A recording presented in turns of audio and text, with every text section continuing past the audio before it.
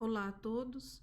Eu fiquei pensando como que eu podia ajudá-los a montar ou a conectar tudo que a gente viu até agora. Então eu resolvi gravar essa videoaula trazendo essa conexão. Eu chamei, na verdade, de Conectando os Conhecimentos, porque não é bem um resumo. Na verdade, eu queria que vocês interpretassem essa aula como uma ajuda de vocês conectarem tudo que a gente viu e todo esse conhecimento novo que vocês receberam. Então, se nós iniciarmos com os conceitos de alimentação e nutrição, a gente percebe que as diferenças, na verdade, os conectam no sentido de que precisamos nos alimentar para que possamos obter nutrientes que garantam o bom funcionamento do nosso organismo, mas sempre pensando no funcionamento como saúde física e aliada à saúde mental. E de que forma, a alimentação nos ajuda a nos nutrirmos? Se voltarmos no nosso conhecimento prévio, onde a gente sabe que os alimentos são constituídos por proteínas, carboidratos e lipídios, os quais nós chamamos de macroelementos, outros componentes importantes são as vitaminas, minerais, que são chamados de micronutrientes, e ainda, muitas vezes, a gente esquece de comentar, ou de citar também outros dois importantes componentes dos alimentos, que são os ácidos nucleicos, que seria o DNA, RNA, o ATP, o ADP e o AMP, e a maior porção, muitas vezes, dos alimentos, que é a água. Então, devido a essa composição, a gente também sabe que os alimentos são classificados como energéticos, que são o grupo das gorduras e dos doces, que estão aqui no topo dessa pirâmide. Os alimentos construtores, que são ricos em proteínas, como as carnes, leites e grãos. Alimentos reguladores, aqueles ricos em fibras principalmente. E, por fim, os energéticos, que englobam os alimentos ricos em carboidratos, como os pães, tubérculos, cereais e outros. E conforme a recomendação da quantidade ingerida para se ter uma alimentação nutritiva e saudável, segue-se esta pirâmide alimentar, onde temos na base a água e os líquidos, cujo consumo recomendado é proporcionalmente maior do que o consumo de alimentos energéticos, e por sua vez o consumo destes é maior que o dos reguladores, e assim por diante até se atingir o topo da pirâmide. No entanto, com os avanços na área de técnicas analíticas, os alimentos passaram a ser melhor estudados, analisados e entendidos. E estas técnicas também possibilitaram a descoberta de outros componentes presentes nos alimentos, que muitas vezes são em pequenas quantidades, mas que apresentam funções relevantes para a nutrição e saúde do organismo. Da mesma forma que as técnicas da biologia molecular trouxeram avanços no entendimento da ação destes componentes e dos já conhecidos sobre as moléculas em nível celular, ou seja, o que ocorre dentro das células e sobre seus constituintes moleculares, como a proteína, o DNA, o RNA, que a gente vai ver na nossa próxima aula de nutrigenômica. Então, entre esses componentes descobertos recentemente, podemos citar os carotenoides, as isoflavonas, os polifenóis, os ácidos graxos e outros, que passaram a ser chamados de componentes funcionais ou bioativos dos alimentos. Baseada nesses novos conhecimentos, surgiram as novas propostas, e tendências de mercado em que o consumidor se tornou mais informado e preocupado com a saúde. Então, pensando na alimentação em função da sua nutrição, nesta pirâmide podemos observar novas tendências, como a redução da porção consumida de sal, gordura saturada, a inclusão da atividade física nessa pirâmide, a separação das gorduras naquelas ricas em ácidos graxos mono e poliinsaturados e a apresentação clara de componentes funcionais, como os ácidos graxos, fibras e vitaminas. Em relação a esta pirâmide, eu gostaria de fazer uma observação importante. As carnes vermelhas, como por exemplo a carne bovina, é muitas vezes penalizada por alguns nutricionistas e, como apresentado nessa pirâmide, ela está sendo apresentada como uma pequena porção, mas vale lembrar que a carne bovina, por exemplo, é rica em ácidos graxos essenciais, como linoleico e linolênico, os quais nós não somos capazes de sintetizar e precisamos para a nossa correta nutrição. Essa carne também é rica em ácido oleico, em ácido linoleico conjugado, os quais possuem ações anticancerígena e imunoprotetora. Sua proteína e vitaminas do complexo B também são mais biodisponíveis que aquelas obtidas pelos vegetais. Então, é importante relevar essa questão do consumo da carne.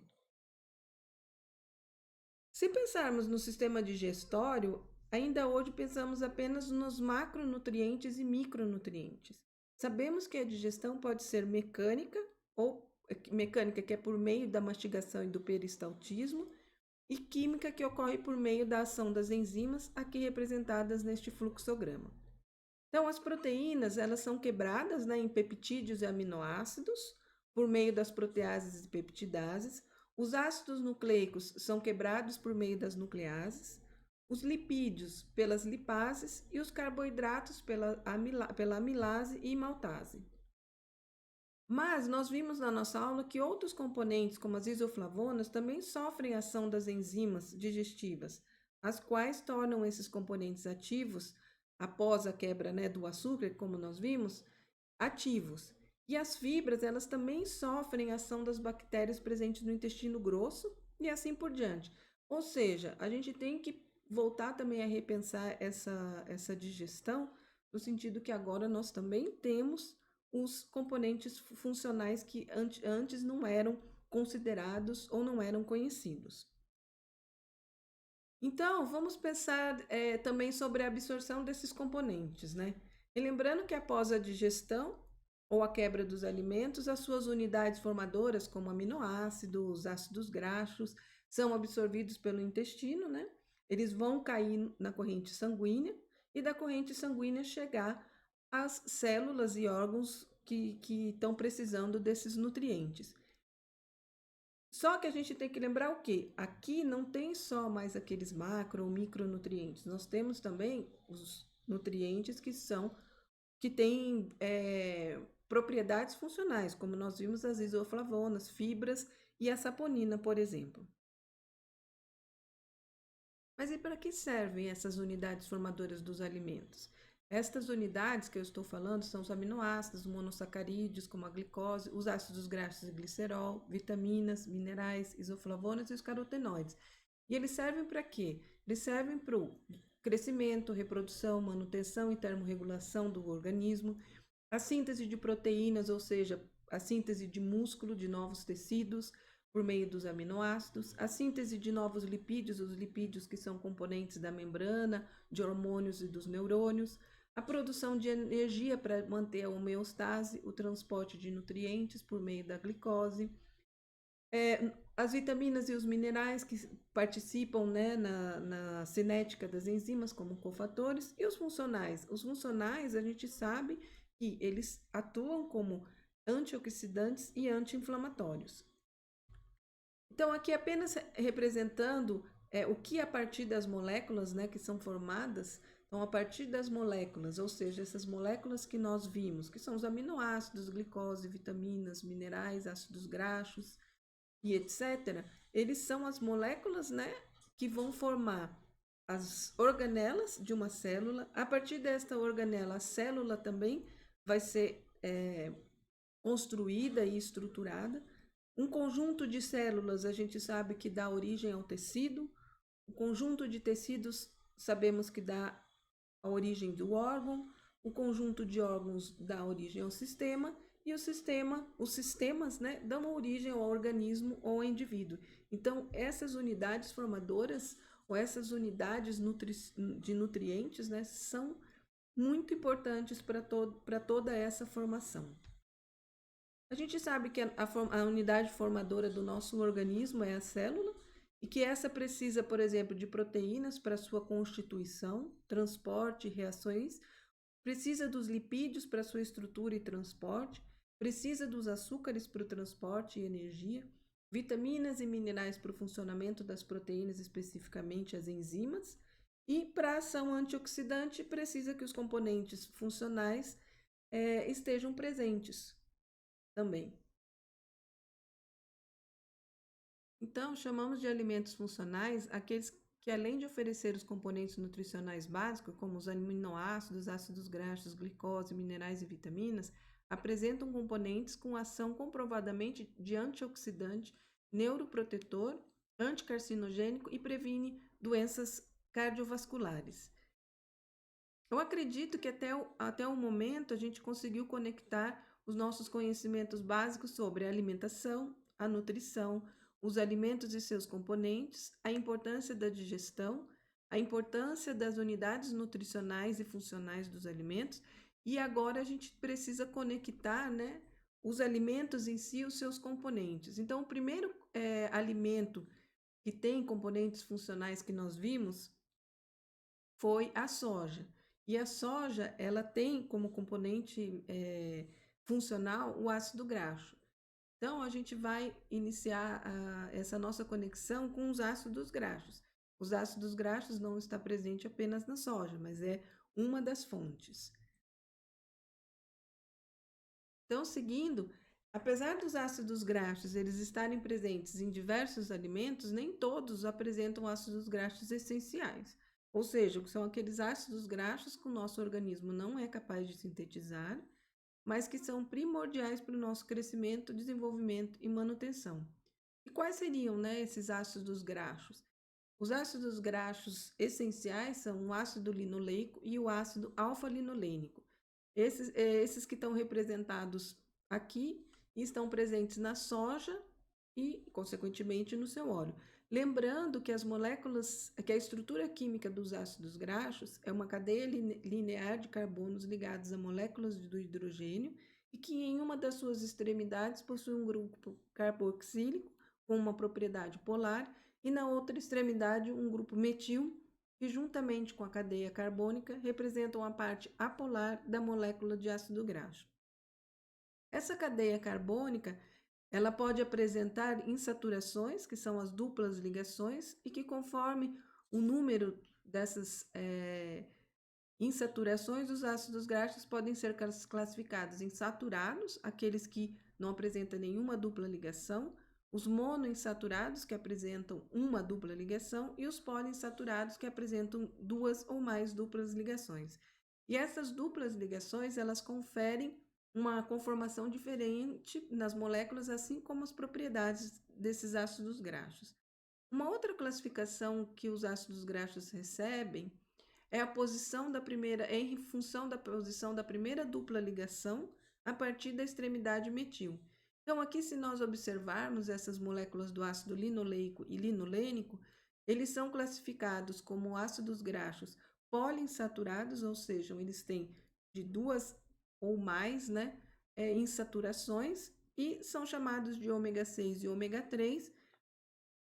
No caso do linoleico, porque essa insaturação está no carbono 6, então se a gente contar aqui, carbono 1, 2, 3, 4, 5, 6, então ele é um ômega 6, e o ácido alfa-linolênico, ele é um ômega 3, porque a primeira dupla insaturação dele, ou dupla ligação, é no terceiro carbono. Então, carbono 1, 2, 3. Ou seja, os ácidos graxos recebem essas duas principais classificações, né? Em função do número de duplas ligações ou insaturações que tem e em função de qual o número do carbono da primeira insaturação, ele recebe essa nomenclatura de ômega 3, ômega 6, ômega 9. Outras fontes importantes dos ácidos graxos essenciais são o óleo de milho, canola, girassol, a carne bovina e o leite bovino. Aqui é importante relembrar que os peixes eles são ricos em ômega 3, por exemplo, DHA e EPA, mas esses ácidos graxos eles não são essenciais. Eles são importantes como propriedades funcionais, protetoras no organismo, mas eles não são essenciais porque o organismo humano é capaz de sintetizá-los. Neste fluxograma, eu quero mostrar para vocês que a partir desses ácidos graxos essenciais, o organismo humano é capaz de sintetizar os demais ácidos graxos poliinsaturados. Por exemplo, o araquidônico, o EPA e o DHA. E esses ácidos graxos, eles são sintetizados por meio da ação, né, das enzimas desaturases, que são aquelas que inserem as duplas ligações, e das elongases, que são aquelas que inserem novas moléculas de carbono na cadeia e alonga, né? Ou seja, aumenta o número de carbonos dessa cadeia dos ácidos graxos. E por que, né, que esses ácidos graxos ômega 6 e ômega 3 são tão importantes para o nosso organismo? É porque a partir desses ácidos graxos nós podemos sintetizar os diversos outros ácidos graxos, como eu mostrei para vocês, e eles são necessários para diversos mecanismos biológicos no nosso organismo. E entre eles está a síntese dos eucosanoides, como as prostaglandinas e os leucotrienos, que são responsáveis pelas respostas imunológicas do organismo. Então, aqui nesse fluxograma, nesse esquema, a gente pode ver que a partir do ácido graxo essencial linoleico, que é um ômega 6, temos a síntese dos eucosanoides das séries 2 e 4, que são chamados de séries pares, né? Por meio da ação das enzimas ciclooxigenase e lipoxigenase, e a partir do ácido graxo essencial alfa-linolênico, ômega 3, temos a síntese dos eicosanoides das séries 3 e 5, que são chamados das séries ímpares, por meio da ação da ciclooxigenase e lipoxigenase, ou seja, das mesmas enzimas utilizadas para os eicosanoides da série par. Portanto, a síntese dos eicosanoides competem, né, entre si, entre a série ímpar e par, existe essa competição pelas mesmas enzimas. Mas a ação desses eicosanoides ela é contrária em relação aos ímpares e aos pares, ou seja, aquelas que são da série par têm uma ação pró-inflamatória, induz processos inflamatórios por resposta a algum estímulo no organismo, e a série ímpar ou as séries ímpares são aquelas que têm ação anti-inflamatórias. Devido a essa competição pelas mesmas enzimas, os ácidos graxos essenciais ômega 3 e ômega 6 precisam apresentar um equilíbrio, ou seja, uma relação adequada na sua quantidade, para que o organismo não sofra sequências graves.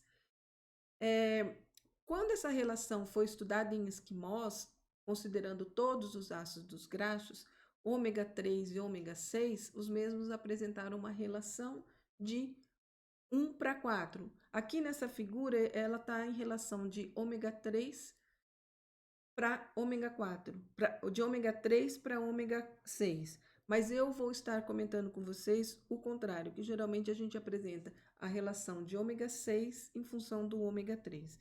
Então, quando foi estudado em esquimós, essa relação sempre foi de 1:4. Quando foi estudado o homem na era paleolítica, essa relação era de 1:1. Os homens estudados em 1939 apresentaram essa relação de 8:1. E os homens em 1985 apresentaram essa relação de 12:1. Mas os homens modernos já apresentam uma relação de 20:1 quando a gente considera todos os ácidos graxos ômega 3 e ômega 6. Quando a gente considera apenas o ômega 6 e ômega 3 obtidos por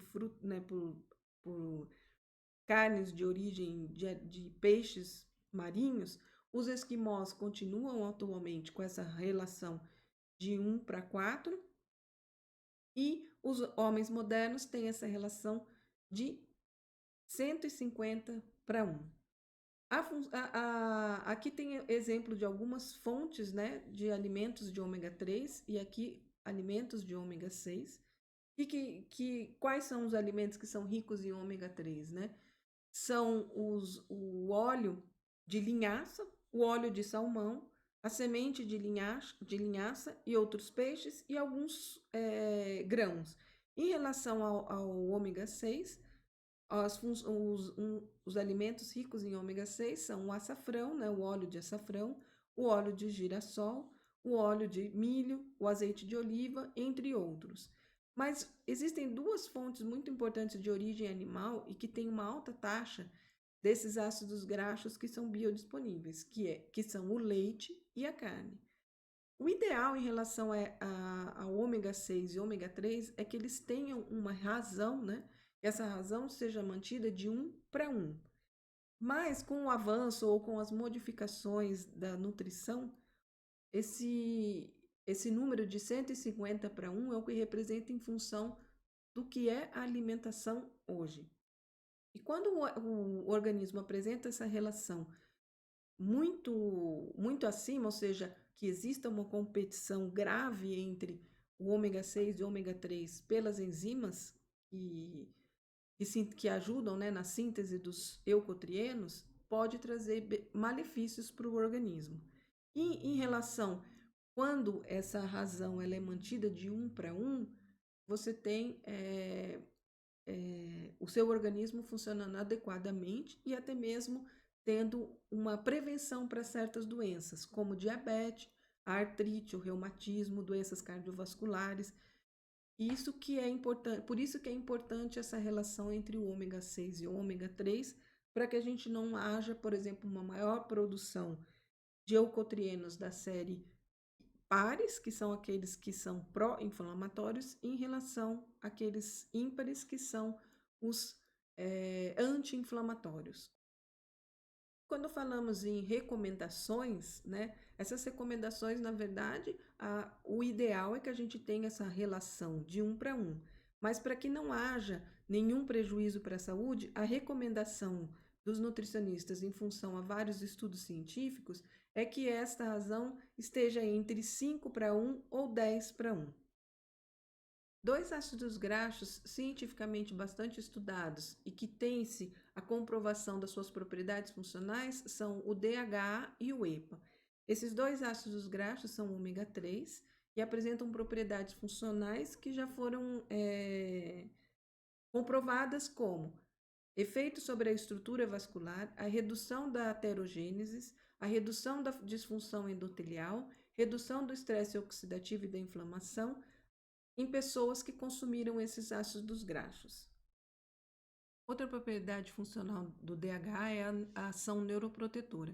Esta ação ela pode ser observada nessa via que eu pus aqui representada para vocês. E como que ocorre essa ação, né?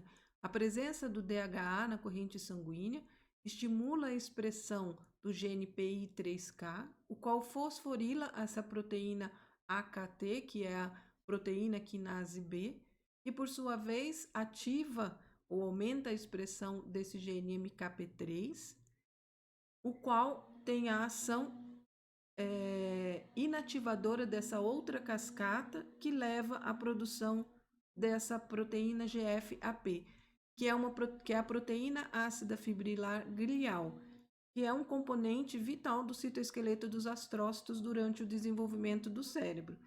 Então, essa proteína, quando em grande quantidade, essa GFAP, quando em grande quantidade, induz a inflamação dos astrócitos, que leva a distúrbios neurológicos.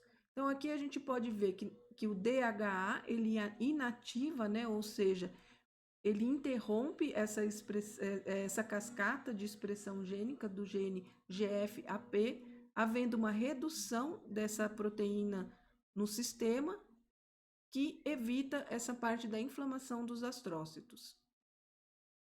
Outros componentes funcionais presentes no grão de soja são as isoflavonas, como nós vimos na aula anterior. E quais seriam, né, essas propriedades funcionais? Primeiro, as isoflavonas, as principais isoflavonas que nós vimos foi a genisteína, didizeína e a gliciteína.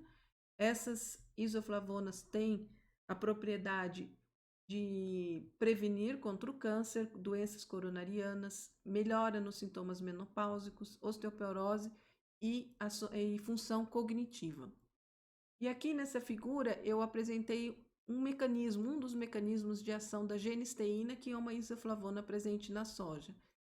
A genisteína ela apresenta um efeito neuroprotetor e antioxidante ao interagir com o receptor do estrogênio. A genisteína se liga a esse, então, receptor, ativa uma via de sinalização por meio da fosforilação de diferentes genes, que leva à regulação positiva da expressão de genes antioxidantes, que a gente pode ver aqui, o que protege o sistema neurológico.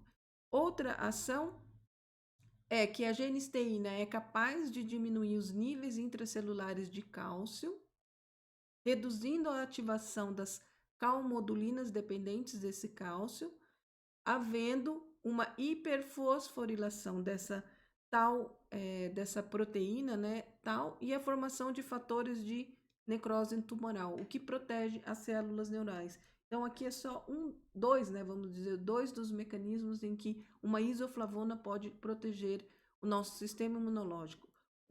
Regulando a expressão de enzimas antioxidantes, ou seja, aumentando, né, essa expressão das enzimas antioxidantes, e o outro é reduzindo a hiperfosforilação da proteína tal e dos fatores de necrose tumoral.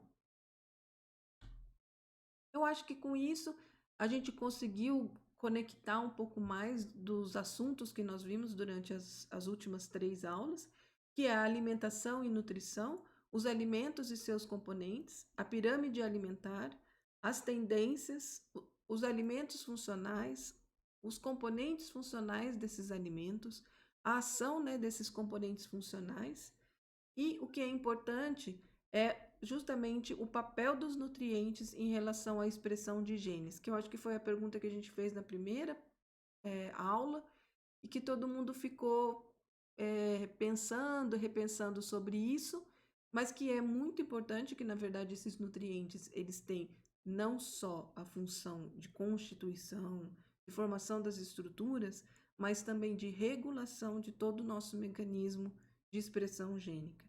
Essa vai ser uma aula de nutrigenômica que nós vamos ver na próxima aula. Com isso, então, eu termino essa aula que eu chamei de Conectando os Conhecimentos. Espero que ela tenha ajudado vocês interpretarem um pouco melhor de tudo que a gente viu. E qualquer dúvida, eu estou à disposição no meu e-mail. E até a próxima.